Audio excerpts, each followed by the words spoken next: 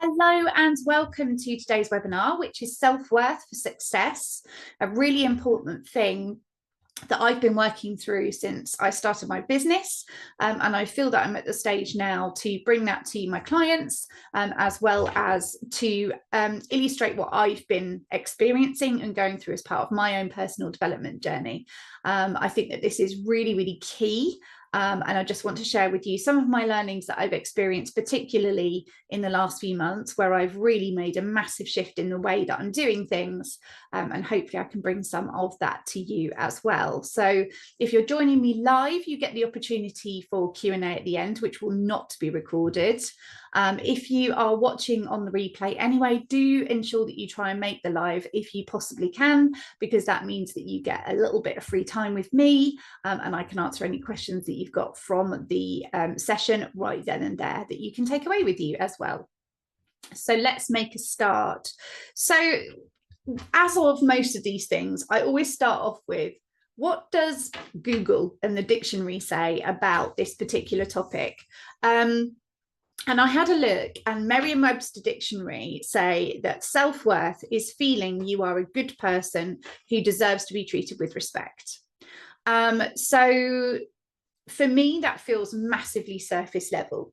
So from a day-to-day perspective, even when I was going through the most challenging things, if somebody had said to me, do you feel like you're a good person? I'd have said, yeah, I do feel like I'm a good person. I try to do nice things for people. I try to make sure that I am kind and that I'm caring. And do I deserve to be treated with respect? Yeah, I deserve to be treated with respect. I think everybody deserves to be treated with respect. But I would have answered that question like that when I had my lowest ebb of self-worth. Because on the face of it, yes, I did feel like I was a good person. I felt that I'd got a challenging set of circumstances, but ultimately I felt like I was a good person who deserved respect. So when I saw that as the definition in the dictionary, I was like, that really is only scratching the surface. And I think self-worth goes a huge amount deeper than that. So if you ask yourselves right now, are you a good person? Excuse me. The chances are that you probably feel that you are.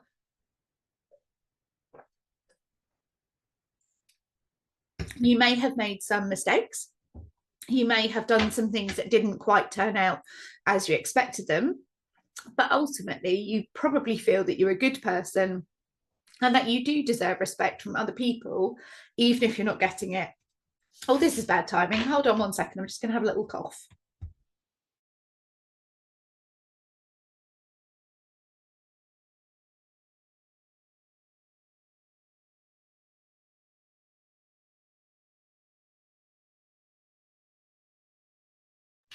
Sorry, just choking on my own breath. Okay. Oh, somebody else coming in. Let's just quickly let them in. Okay, so ultimately, when you ask yourselves those questions, are you a good person and do you deserve respect? Probably, like me, even if your self-worth is quite low, you're probably going to say, yes, I am a good person, and yes, I do deserve to be treated with respect. But I do think it goes even deeper in that self-worth is deservingness. Yeah, I do think that that's a part of it, and I'll talk to you a little bit more about that in a moment. But deserving of what? So are you deserving of much more than respect? Are you deserving of a loving relationship? Are you deserving of friends who support you and lift you up? Are you deserving of a great workplace where you thrive and you feel great? Are you deserving of feeling like maybe you know your stuff and that you deserve a promotion? Are you deserving of your dream home? Are you deserving of anything that you desire? Do you ultimately feel that deep down on a really soul level, do you actually believe that you deserve that? And a lot of people might feel that they're deserving of other people's respect and might feel that they could have these things because they are a good person, but it's so much deeper than that.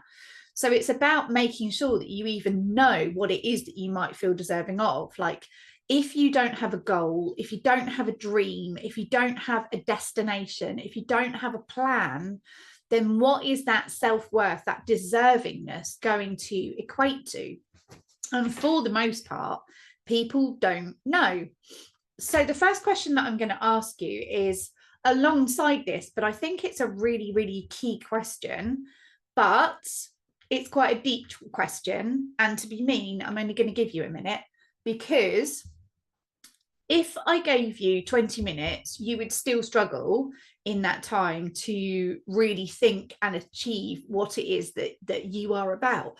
Who are you? What are you like as a person? Who are you as a friend? It's a massive question. But can you, in the space of just 1 minute, get anything down about the person that you are? So I'm going to grab my timer. Live within this, I'm just going to take a minute, and all I need you to do is start to write down who you are. And it may be that within a minute nothing comes up, and that's fine, but it's just to illustrate that perhaps this is something that you need to think about. So your 1 minute starts now. Who are you?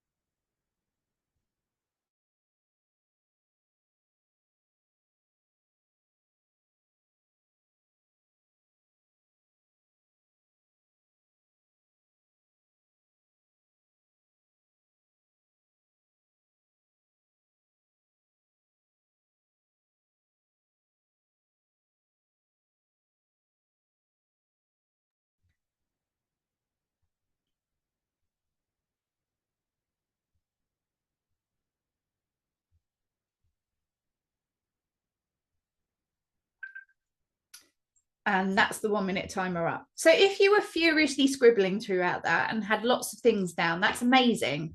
You are starting to really establish who you are as a person, and you're starting to really get to know yourself.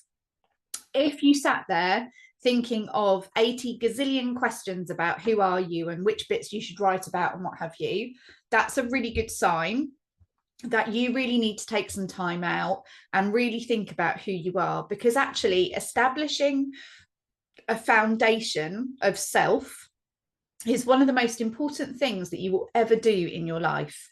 It is so vital to understand who you actually are. You know, it can be anything from the hats that you wear, what you bring to the table, what you love, your personality traits. There's so much that goes into such a small 3-worded question. You know, who am I is a big, big, big question with lots of different answers. But I'm hoping that that illustrates to you how important it is that you need to start to get to know that person, because you're actually really important. And most people, when asked that question, haven't got a clue who they are. So let's talk about what happens when you've got low self-worth. So there are certain behaviors that come up when your self-worth is not as high as it should be. So self-doubt is the first thing. So if you are constantly riddled with self-doubt, thinking that you can't do this, you can't achieve that, you're not very good at your job, you're not a very good parent, you're a rubbish mum, you know, whatever it is, then that self-doubt voice is indicating to you that your self-worth is quite low.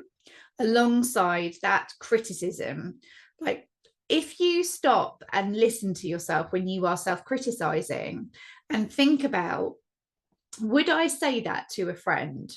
Would I say that to a colleague? Would I say that to my child? The answer is probably not. Yet one of the biggest areas that we can quite easily fall down is how encouraging we are to ourselves. And if you are constantly criticizing yourself and being really hard on yourself, maybe other people have picked up on it and said about it as well, that's actually a really good indicator that your self-worth is quite low. Other things are perfectionism. So if you can't let something go until you've got it perfectly right, that is a sign of low self-worth. messy action is actually more important. Giving something a go and messing it up is more important than perfectionism. Perfectionism is a myth. It doesn't really exist, because if you do manage something perfectly, it's just momentary. It doesn't necessarily mean it's sustainable. And perfection is very different to lots of different people. So what's perfect for you might not be perfect for me. It might not be perfect for somebody else who's experiencing that, and somebody else in your life. So perfectionism, rip it out and chuck it out the window. It is of no value to you to keep going at something until it is perfect. People pleasing, probably one of the biggest ones. Like, people want to be liked, and I get that. Everybody likes to be liked, and we are programmed to want to be liked because it was a place of safety for us when we lived in a tribal setting. The most important thing was everything always stayed the same. That meant everything was bimbling along and it was fine and there was no danger. That you had a purpose, which is where our sense of purpose comes from and how important that is to us. That's another important one. So, and the other thing was that if your tribe didn't like you, they were probably not going to make it a safe environment for you, to the extent that you could be ousted from that group. And then as a result of that, you wouldn't necessarily have safety. And safety was incredibly important, because if you weren't within your tribe and you weren't safe, then you were out. And if you were out, then at the end of the day, you probably weren't going to survive on your own. So our desire to have purpose, our desire to be liked, is incredibly important for us, because we have that innate need still, even though the world is a very different place now. Innately, that is our need. So when we are people pleasing and we want other people to like us, it's understandable. It just doesn't necessarily serve us, because if actually you want to be liked by somebody that you have no values connection with, that you don't align with at all, that actually isn't really your person, all that's happening is you are trying to mold yourself away from the person that you are in order to fit somebody else's requirements. And if you then try to do that, as I used to with almost everybody in my life, I would try and be who everybody else wanted me to be instead of focusing on who I actually was. And you know what? It was completely counterproductive, because when I look back now, particularly one environment I was in, a workplace that I was in, and we were all quite close. But honestly, I know that a lot of them found me quite annoying.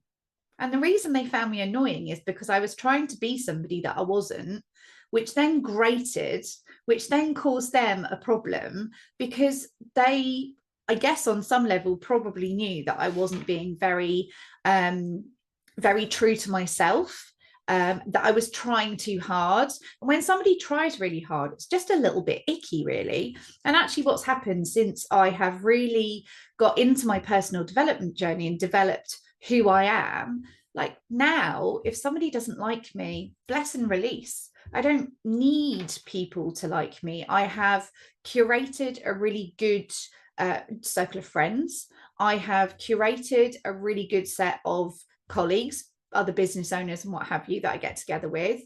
I don't need other people to come into my life and, you know, think I'm amazing or anything. If that happens, that's lovely, and I love that, but I don't need it in the same way that I used to. And people pleasing was a big part of why I struggled, because I was just so busy creating these different roles of myself. So Sarah at work, and Sarah at home, and Sarah with her parents, and Sarah with her friends, but not all of them. So Sarah with this friend, and Sarah with this group of friends, and it's just exhausting.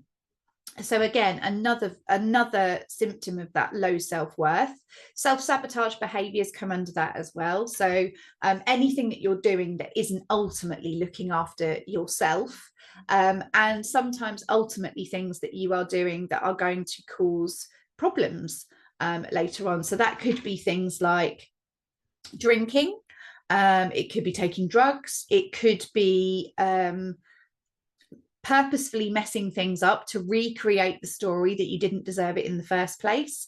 There's so many different things that fall into self-sabotage, maybe some even things that you don't necessarily think about.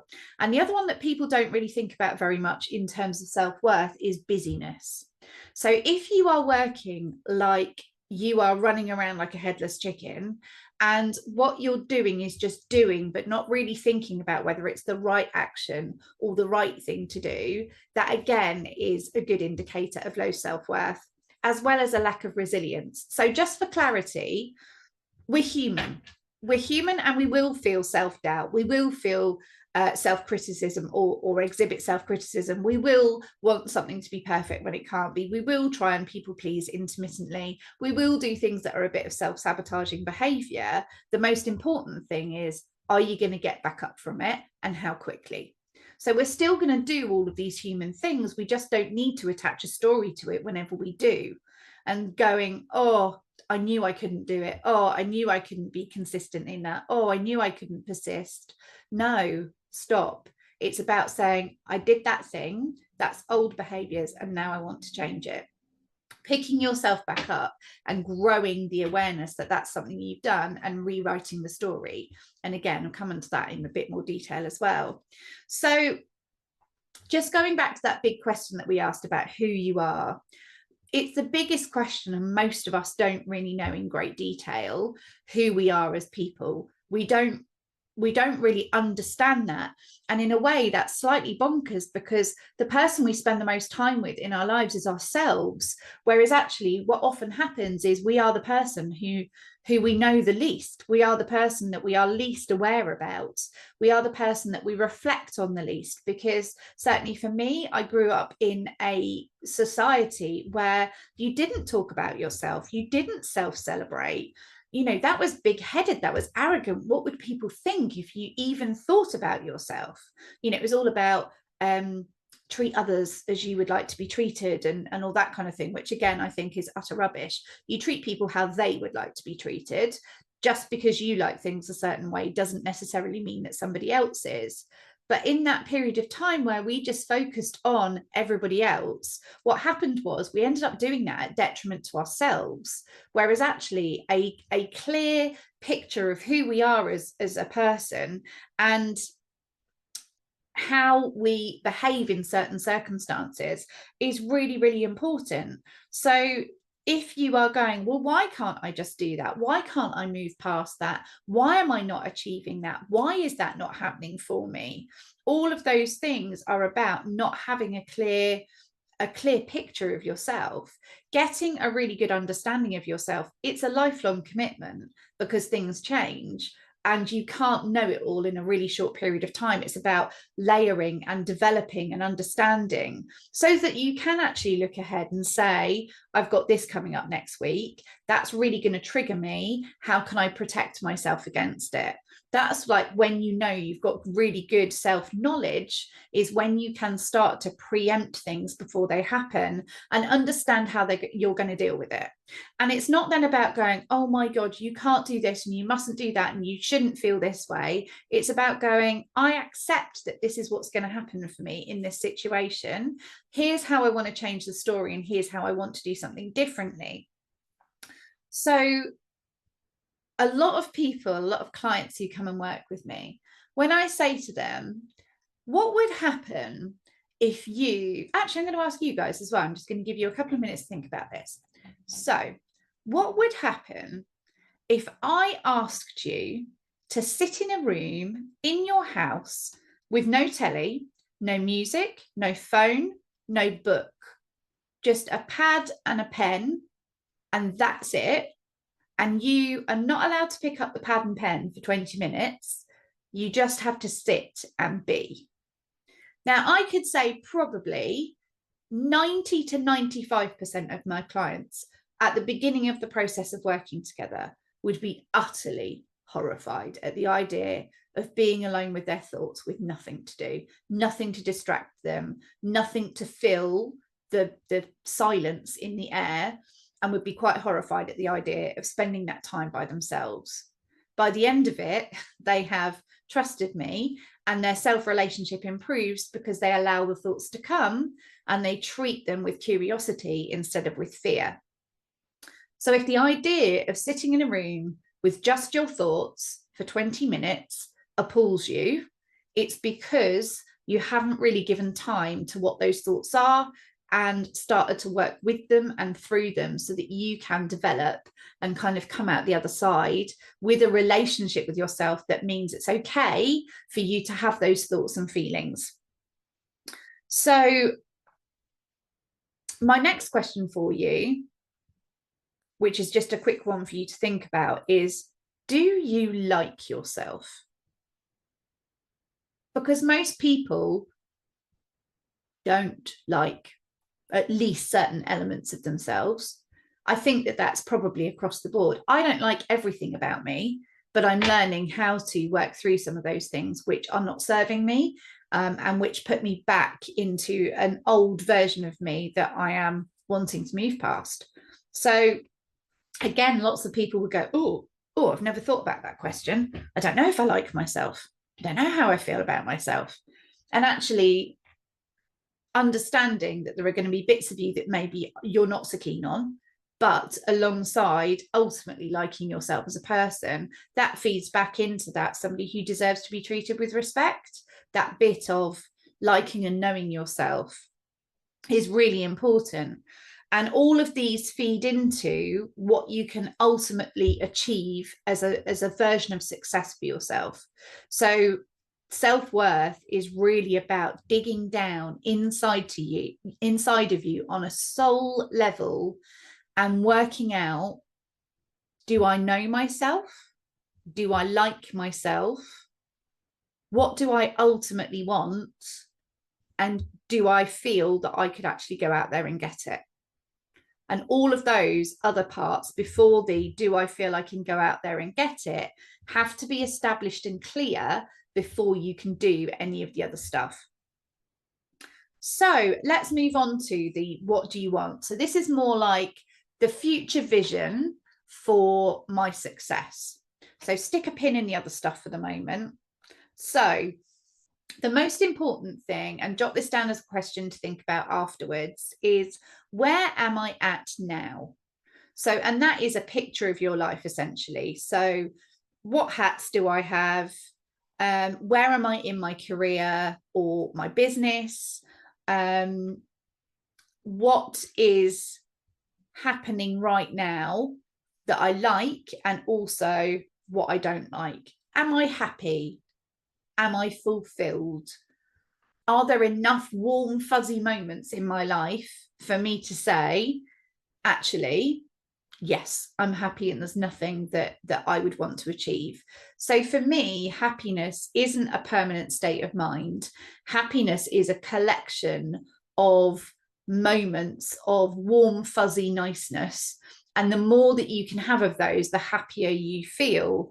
And the more your brain looks out for being happy as well. So, for example, at the weekend, we went for a walk with the dogs, big long trot with the dogs, which was absolutely lovely. So within that walk, although it was cold, it was sunshiny. As we walked, it started to get a bit warmer. Both the dogs were really well behaved, which with my two is absolutely not a given. So the dogs were well behaved, so we had a really relaxing walk. It wasn't so muddy and sticky as it has been, so it was much easier to walk on as well. So all of those little things led to me feeling happy. I saw buds coming out. I saw the first primroses and took a picture of them. I have a visualization in my head of my dream house, and part of my dream house is this big entryway that looks like a tower, and it's flint fronted. And we've not long been living in the village that we live in at the moment. And we took a different route for our walk this week. And on this house was a round, I don't know if it was their entry hall, I think it possibly was a round, big turret, flinted, and what have you, with windows in. And I was like, oh my goodness, you know, that is part of the visualization that I have. And again, that was a little warm, fuzzy moment to collect. So if you feel that happiness is a thing that is a constant in your life, then actually you're probably not going to find happiness as easily as you would like to. Happiness is getting in just before it rains, a warm cup of tea on a chilly day, the sunshine in the garden and feeling the heat on your face. It's all of those things. And the more you tune into the things that make you feel happy, the more likely you are then to increase the happiness in your life. And, you know, ultimately, do you deserve more warm, fuzzy moments in your life? I'm hoping that you have enough self-worth that actually warm fuzzy moments, yes, of course you do. And if you don't feel that that is something that you are deserving of, then it strikes me that your inner stories are really quite strong against how much you can have, how much you can achieve, and the success that you want. So once you have this awareness of where you're at, where your happiness, warm fuzzy moments are coming in, what joy is sparked in your life, what you love, and what have you, you can then look at what you want to change. So maybe it's a set of things that you don't want to feel anymore. Maybe you're tired of feeling anxious. Maybe you're fed up of feeling like you're not getting anywhere and that you're stuck in a rut. Maybe you are fed up of feeling like an imposter at work and thinking at some point somebody is going to find out and sack me. Maybe it is that you don't spend enough time with your children or your family. Maybe it's that you don't spend enough time with yourself, and actually that's something you want to change. Do you have a plan? So a lot of people I speak to do not have a plan. They have no idea what is going to happen in a year's time, in 2 years' time, in 5 years' time, in 10 years' time. Haven't got a clue. And not that having a plan means that your next few years are set out, anything, you know, far from it. But it would be like getting in the car and just driving. Like you've got no destination that you're going to. And yes, you might go through some pretty routes. You might you know, stop off at a nice pub, you might see some lovely views and what have you, but ultimately you've got no idea where you're going and you're winging it, hoping that you will achieve, you know, certain things that you would like to see on the journey. Essentially, self-worth requires an understanding of who you are, an understanding of what you want to change, and a belief that you can do that. That's essentially what self-worth amounts to, is do you deserve to get what you want? Do you deserve to have a dream or have a goal? And it doesn't necessarily need to be, I must have a Bentley. I don't know why I said Bentley. I wouldn't even like a Bentley. A Bentley, a dream home, 14 holidays a year. Like, it doesn't matter whether it's that or whether it is, I live in a home that makes me feel happy, that I love. I drive a car that doesn't result in massive garage bills, and I get to go on a couple of holidays a year, one with a friend on a city break and one as a family holiday. You know, it doesn't matter what it is that you want. It can be big and glamorous and amazing, or it can just be an up level to where you are at the moment. But whatever it is, you need to create a compelling vision for it. You need to be clear on your direction. You need to be clear on at least your waypoints. Oh, sorry, at least your destination, if not the waypoints. So it's really important. Like, we're going on a cruise next month. I wouldn't go on a cruise where they said, yeah, you're all just going to get on the ship. We'll just see where the sea takes us. You want to know where you're going. You want to know what's the next bit that you're working towards. So I know that the first part of the holiday is getting to the airport, and then we're going to fly to Malta, and then we're going to get on the ship from there. And I know the stop off points that we're going to do. And even if I just knew, you know, an overview, I don't need to know every second of what's going to happen on that cruise. I just need to know these are the places that we're going. These are the things that we want to achieve whilst we're away. And that's what's important. And it's the same for life as well. You need to know ultimately the things that you want to experience to be able to look back and say, I did those things. That was a happy life for me and I enjoyed it. So let's talk about deservingness. So first of all, knowing who you are and what you want is like the foundation stone of the deserving part. The next thing that you need to do is really put your money where your mouth is. Okay, so if you start to realize that the things that you want to change mean that you will have to make some changes yourself, that's fantastic. Because if you could achieve what you wanted as the person you are right now, you would already have achieved it. What you want ultimately means that you can't get that as the person you are right now. So some change is going to happen on a deep cellular level to get the things that you want. That is something that I have learned as I've gone along. Like the Sarah right now can't achieve her future dreams. It's not possible. What I need to do is change me to ensure that those dreams can happen. Up level me to that next level. And then I can start to think about what those things are that you know are then going to come to fruition. So I can think about what I want, I can know who I am, but it's this up leveling bit in between that's the important part. And that's going to be about putting your money where your mouth is in terms of who are you going to be as that person who has achieved that thing. Right now, you've got to curate your life around it.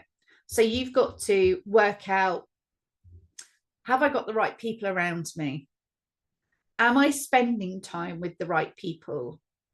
Are my environments the right places for me to achieve these things? So let me give you an example. So if actually I want a shiny, bright promotion, but I'm working in an atmosphere that you could cut with a knife, that's very toxic, the culture's rubbish, you go to work feeling really anxious every day, there's then going to be a gap between who you are being right now and get the person who gets that job. And that probably means that that environment isn't for you, because the likelihood of a promotion creating a better thought process in your head about what that place is like to work is very unlikely. So you need to think about, right, what is the environment like that I would work at that level in? And then then you go and start to find it.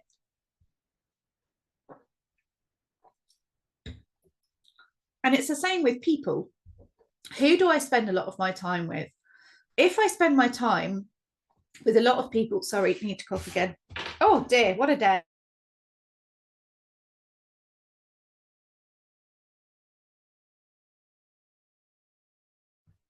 Sorry about that. I had pleurisy a few weeks ago and it's just lingering around with a little irritating cough. So, where was I? People, that was right.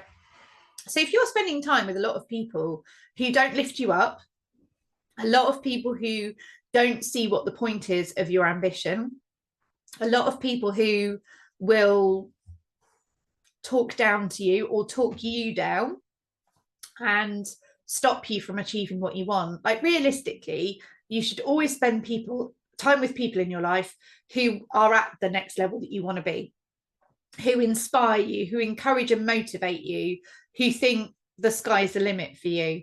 And I'm not saying cut all of the people out of your life who don't do that to you or don't do that for you. What I'm saying is limit the time that you're spending with them and create the resilience to be able to deal with the stories that will potentially come out once you've spent time with them. So, for example, although she's much better now, my mum makes my storytelling side of me go mental, absolutely wild.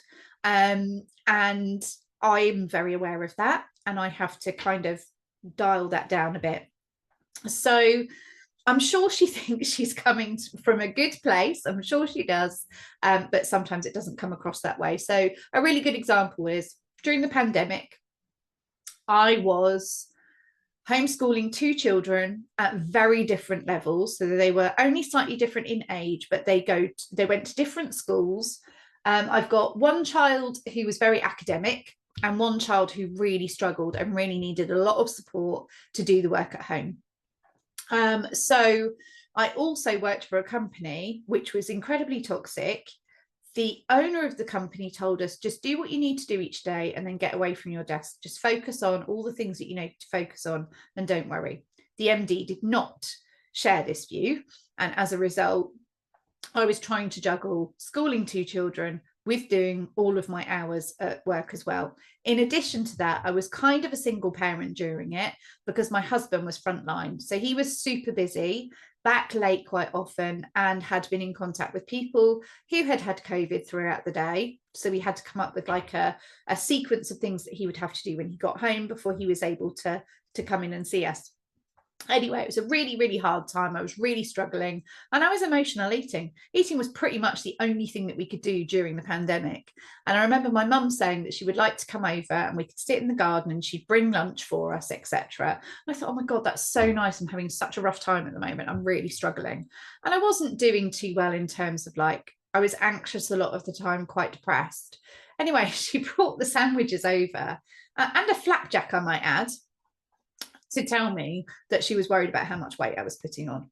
It's just like, I don't need that right now. But of course, although I was cross with her for bringing it up, it then started this whole spiral of, oh my God, maybe I do, blah, blah, blah, blah, which on top of everything was really, really not successful. So if you've got people in your life who are just not going to be supportive and are quite critical, minimize your amount of time that you're spending with them, because that's not going to be beneficial to you or to anybody else. So you have to do this thing where you put your money where your mouth is and start really thinking about, where am I spending time? Is it good for me? Are those people good for me? And how can I change my approach to it? So sometimes it's about how I'm managing them and how I'm managing the response that I will have as a result of them. Know what you want, and then the belief that you can have it. So just going back to the deservingness is a story. So a lot of people in the world are doing things because they believe they can. And if you attach deservingness to whether you can have something or not, then that makes situations like Donald Trump very difficult. Like, in my opinion, Donald Trump does not deserve to be a president. He has been found to be a criminal. He has some terrible thought processes. But deservingness is important if it means something to you. Like, ultimately, I want to be a good person. I want to do good things. I want to help people. I want to live a life that I enjoy. So my deservingness is an important part of whether I can be successful, because ultimately, if I don't think I deserve it, I'm not going to get it. But some people, like the Donald Trumps and Elon Musks and what have you of the world, they don't bother themselves with that story. They just ultimately believe that they can. I mean, they might also say to themselves, I fully think I deserve to have this. Maybe that's what it is. Maybe they do deserve to have it. But deservingness is a story that we attach to what we can have and what we can do.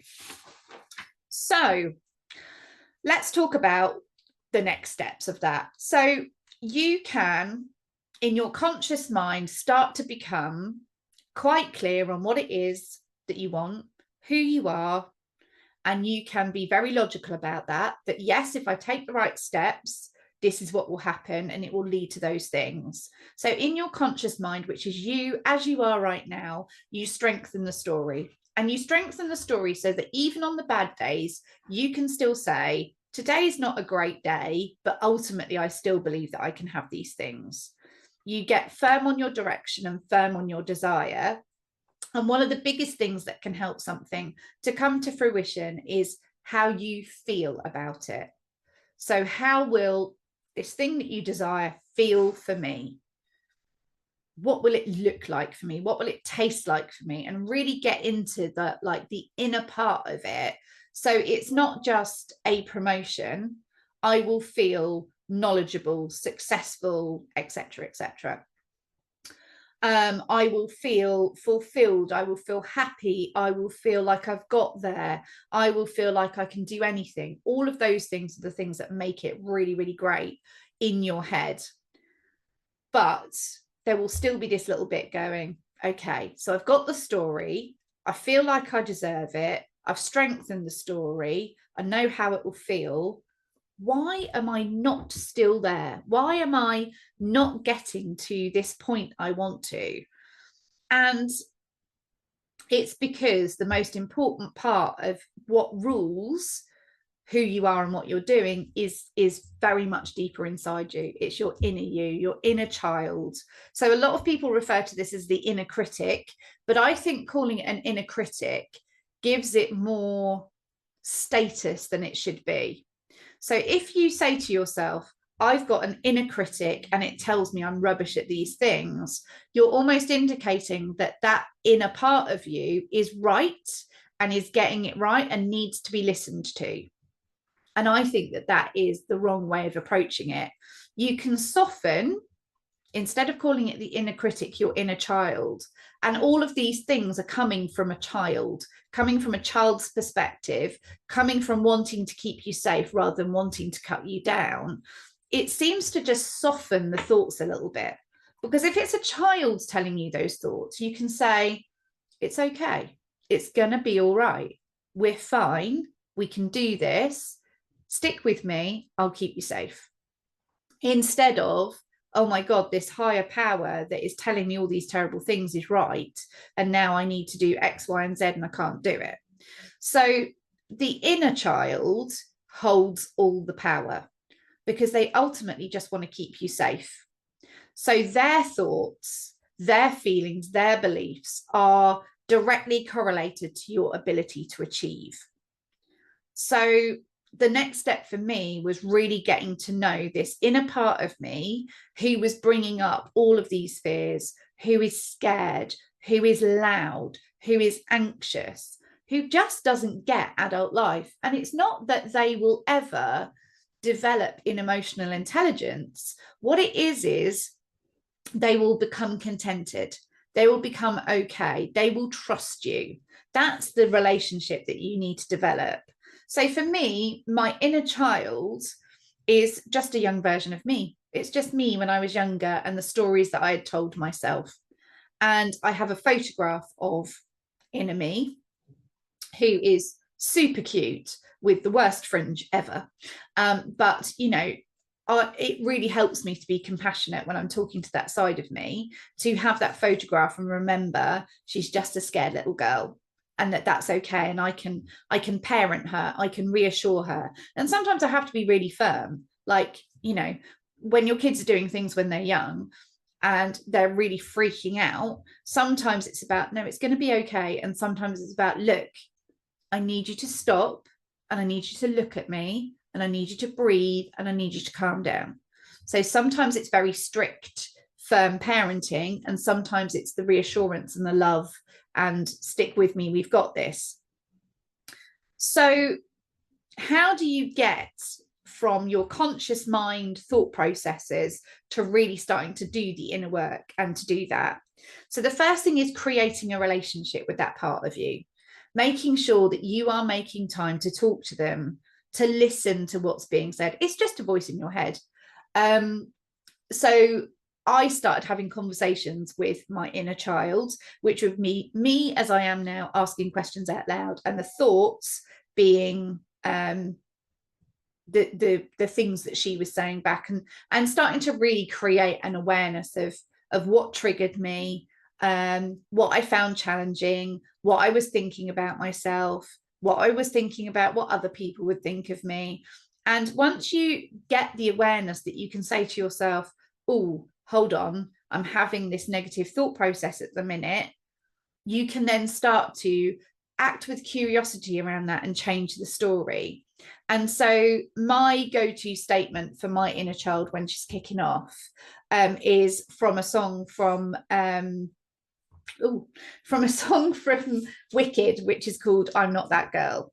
So whenever little Sarah is kicking off about something and it goes against the new story that we want and the places that we are walking towards, I will say to myself, I'm not that girl. I will tell her I'm not that girl anymore. That's a past version of me. That's an old part of us. We're not that person. So then it's about how you're carrying yourself. So you're communicating this change to your body, to your soul, to your mind, and you have to think about your mental diet. So mental diet is what you are taking in order to feed your mind. So for me, although I did this yesterday, to be fair, Matt said, how long have you been scrolling on Instagram for? And we ascertained that the last time I looked up, it was like light and it got dark. So I do sometimes still do that, but I'm more likely now to listen to a podcast. I'm more likely now to journal. I'm more likely now to turn off notifications on my phone that make me feel, I need to deal with something, or panicky in some way. I've taken loads of stuff off my phone actually, just to make sure that actually when I'm on my phone, it's either something that's business related, or something that's going to like calm my mind. So your mental diet is what you're taking in that feeds your mind, that feeds your thoughts. And then the other things that I've been doing are visualizations, affirmations, journaling. And one of my favorite types of journaling is called future truth journaling, where you write about something as if it has already happened. So it's like a diary entry at the end of the day when you've achieved this thing that you want to achieve. And those 4 bits, the affirmation, visualization, journaling, and future truths, is for another session on another day. But it's just about reiterating the story that you want, rather than focusing on the story of what you've got and the person that you already are. It's working out that up level. And for me, one of the most important things has been focusing on the fact that whoever you believe in, whatever your belief system is, for me, it's not God, it's the universe. Like, there is a higher power, there is a higher source, but it's not there to trick you. So if it is God that you believe in, he's not there to trick you. He's not there to start to give you something and then snatch it away or anything like that. What is meant for you will ultimately not pass you by. Sometimes if something passes you by, it's because it's not the right timing. It might be the right thing for you, but it's not the right thing right now. And so you develop this relationship of trust that it will come, but you have to do the work. It's like a co-creation. You do your bit and the universe, or whoever your deity is, will do theirs. And sometimes you're going to fall down, and sometimes you're going to get it wrong, and sometimes it's not going to go to plan, but that doesn't necessarily mean that you're not going to get the thing that you want. It's just not necessarily right now. And you have to show that you can get back up again, and that you're not starting at square one when you fall down. It's just a blip, and then you can get back on it and get back on to what it is that you want to achieve, what it is that you want to know. But ultimately, to achieve self-worth, you've got to be willing to do the work, to do the inner work, and really think about what it is that you want and how you're going to get it. So inspired actions to go and get it. But knowing yourself means that you can act with curiosity about the things and the thoughts and the feelings that come up that aren't so good for you, and to learn how to manage those. And the more you learn how to manage those, the more your self-worth increases. The more your self-worth increases, the more your self-belief increases, the more you can create a compelling vision of what the future looks like, and the more you can step in and create that. Now, I've talked a lot about various elements today, which all together make quite a big picture.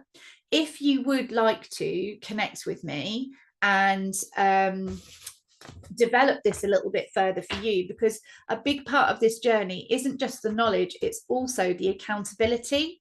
And the accountability side is one of the most important things that you can develop. The accountability and making sure that you've got somebody who is a cheerleader in your corner is incredibly important to actually achieving what it is that you want to achieve. So I am just going to quickly share something with you. Okay, so I would love to have a chat with any of you who would like to explore this idea a little bit further. So what I'm doing at the moment is something slightly different. So coffee chats. So what we do is we have a chat. If you suit these criteria, we just have a chat, and I give you some steps where you can definitely move forward within that session, some things that you can do for yourself. Actually, let me put this in present because it's just in a little thingy at the moment. So if you are wanting to negotiate a better pay or promotion, or increase your income significantly, or you're already at the career level that you want, but your personal life is the area that you're struggling with, and you've experienced confidence issues that are related to a challenging parental relationship, bullying, or toxic partners, I would really, really love to have a chat with you. So you can QR code the picture there and take a picture of the QR code so that you can book a call with me. Or alternatively, you can also contact me on the number and email me at the email address. I would love to have a chat with any of you. The coffee chat is completely free. If that leads us on to talking about working together, that's absolutely fine, but it's not a prerequisite at all. That's just something that's available for you. So thank you so much. What I'm going to do now is I'm going to stop the recording. And for the people who are live, please stay on. We will do a live Q&A. So if you haven't attended live this time, please do make sure that you do in the future, so that you get access to me in this one-to-one setting as well, 1-to-4 setting, so that you can ask any questions that you've got. If you're watching the recording, thank you so much for joining. I really appreciate you. I'm going to turn the recording off now, and I hope to see you at a future one. Other people, do stay on.